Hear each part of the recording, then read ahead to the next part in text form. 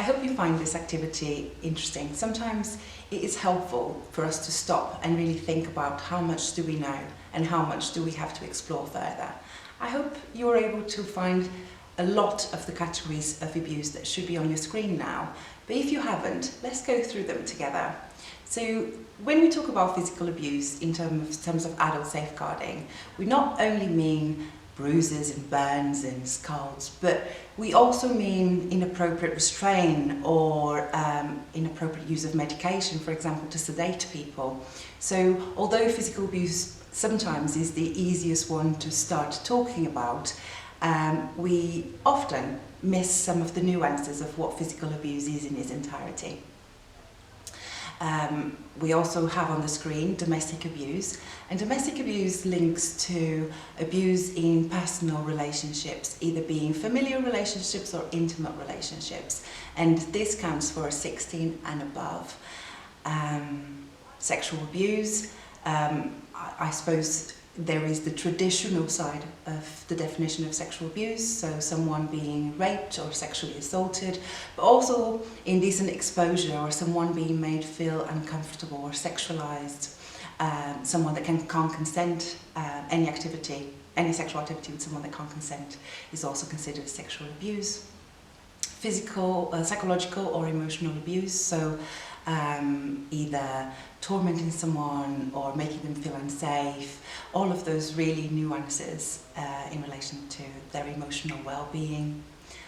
Financial or material abuse, which again is not only misappropriating someone's money or taking someone's money away, but it also may be misusing their benefits or not letting them access their benefits, or misappropriation of cards, or it may be someone made to sell their property even if they didn't want to do so.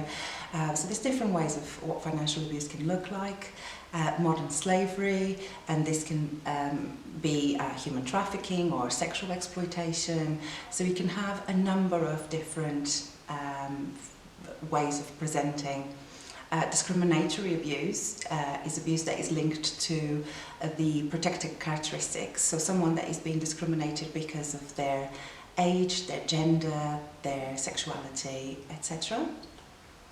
The biggest difference between safeguarding children and safeguarding adults is this concept of organisational or institutional abuse. So abuse that's caused to people by the organisations that are there to support them.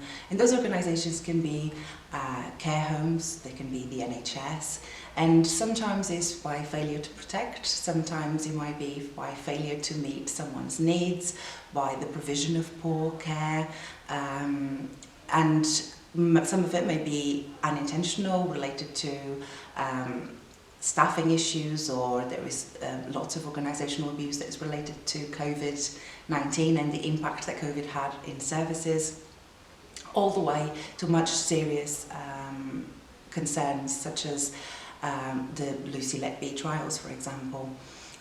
In terms of neglect and acts of omission, is not ensuring that someone has the right care, the right food, the right medication, the access to stimulation, the ability to be with friends and go outside. And again, it can look so different in every situation. And lastly, we have self-neglect, which is the person not looking after themselves in a way that either expose them to an extreme, so that their care and their health are suffering because of it. If you click on the link that is offered to you, you will have much more in-depth explanations of each one of the 10 categories of safeguarding adults.